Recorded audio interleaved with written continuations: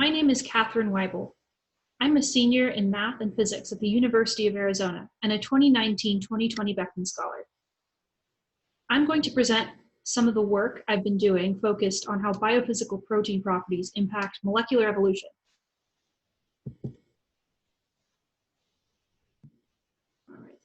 Most of my work in the Maisel lab has hinged around the concept of protein structural disorder, or how tangly versus how clearly structured proteins are. Typically, this is predicted from sequences of amino acids.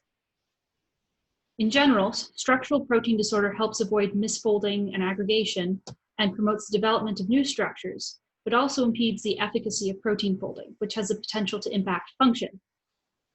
The balance between these two selective pressures might vary among species due to differences between species' ability to get rid of the harmful stuff, which I will refer to as a species adaptedness or effectiveness of selection.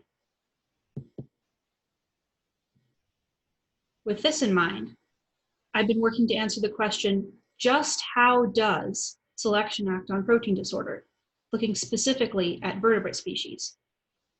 For my project, the units of interest are protein domains, the evolutionary Lego bricks, if you like, of proteins that compose all genomes.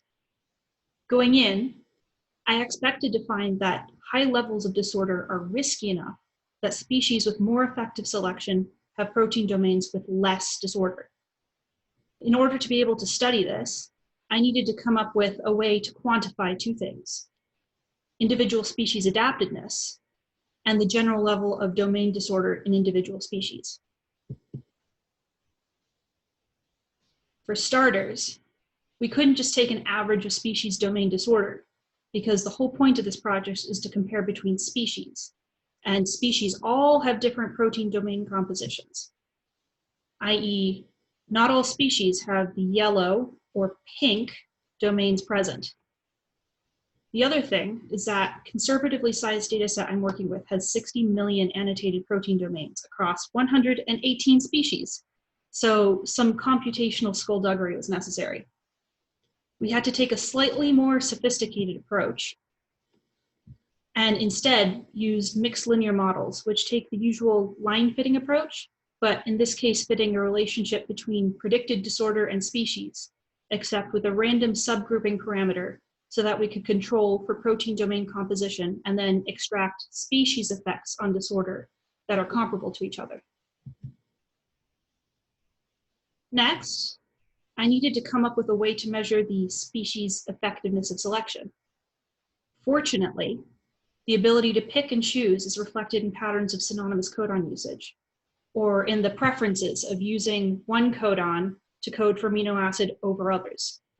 So for example, here are 6 codons that when translated create the amino acid serine in a species that isn't particularly choosy, and thus doesn't have very effective selection. So the 6 codons are then used at roughly equal frequencies, whereas more adapted species, there are clear preferences of a particular codon, in this case TCT, or codons, TCT and AGT, for making serine. There are existing metrics that quantify effectiveness of selection, such as effective population size or effective number of codons and codon adaptation index. But they're all intended for intraspecies measurement or comparison of adaptation between regions of a genome. So I developed a new metric, codon adaptation index of species, CAIS, in the following plots, to quantify effectiveness of selection from synonymous codon usage, except that it is designed in such a way so that it's comparable across species. CAIS is calculated computationally from gene coding nucleotide sequences. And what makes it special is that it's corrected for total genomic GC content, because GC-driven mutation and selection stuff gets mixed up a lot. And it's also corrected for amino acid composition so that it's comparable across species. This metric can replace the widely used NE, or effective population size, in population genetics as an empirical quantifier of species adaptedness. It's special because it's directly calculable from sequence data. Fun thing is, if we take the natural log of CAIS, we end up with a measure of basically how much information we have about the use of a particular codon given GC content. which is something akin to the conditional information entropy of the genome.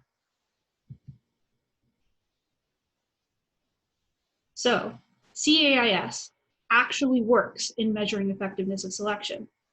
We validated it against a completely independent metric, the random peptide fitness marginal, which gives an estimate of how deleterious or dangerous the presence of any amino acid is when randomly stuck into E. coli, and found that amino acids that are less dangerous are selectively enriched in more adapted species and are generally the same amino acids that are less dangerous or have the higher fitness effect.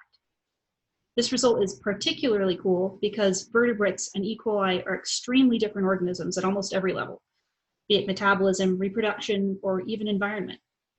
But we're similar in which amino acids cause less damage.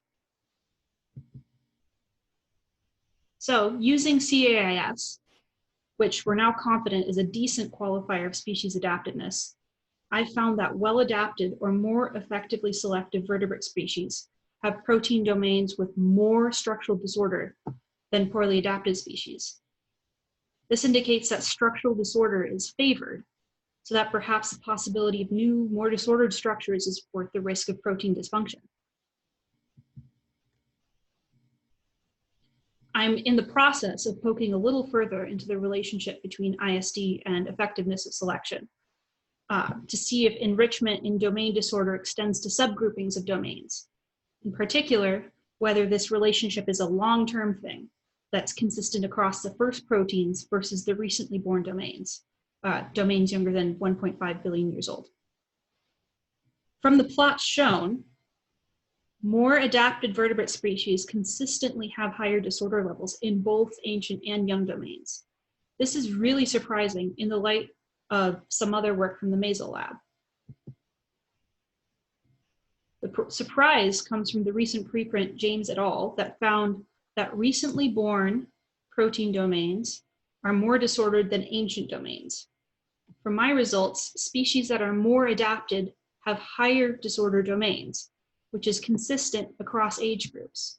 So old domains aren't being essentially purged of the tangly bits over time.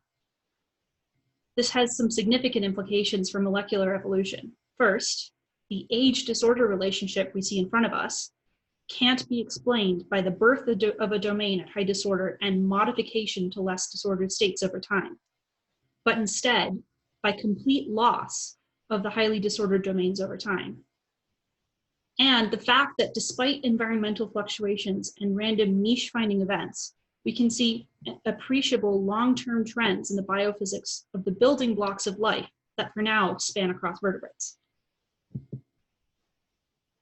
I'd like to thank the Arnold and Mabel Beckman Foundation for this opportunity to present and learn, as well as to engage with the scientific community during these really trying times.